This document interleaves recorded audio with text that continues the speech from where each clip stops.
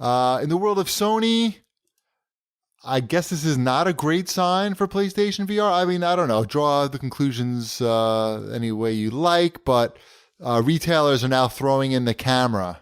Certain retailers are now throwing in the PlayStation camera along with the PSVR. I guess this thing is widely available now, right? You can find these in stores. It's in every store that I go to. Yeah. I'm not looking for one, so I couldn't tell you. I did notice when I went to Best Buy, they had a bunch in the on the back, the shelves by the register. I saw like a big stack of them.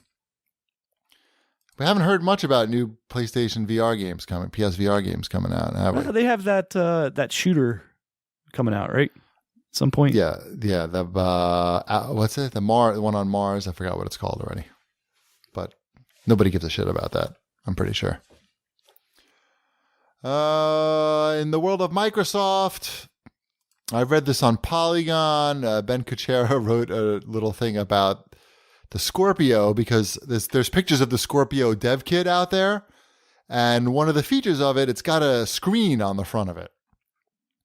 An actual OLED screen on there that shows you the frames per second that the game is performing at.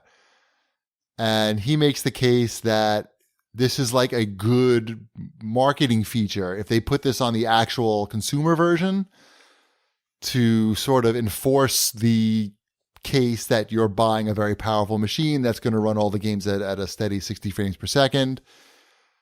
Unfortunately, if the games aren't running at a steady 60 frames per second, the screen... You can still put 60 up there. Right, just put 60. I was going to say, how would you know? Just put a sticker on the front that says 60. Yeah. That's a good idea. Or just tell the developers how to program the game so that it makes the screen say 60 at all times. Anyway, I thought that was kind of neat.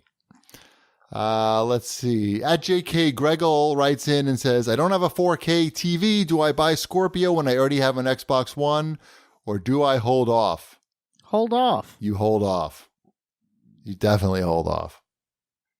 You hold off, and I would say even wait. Probably, I'm going to say that not this holiday, but the next holiday season, TVs will be better and cheaper.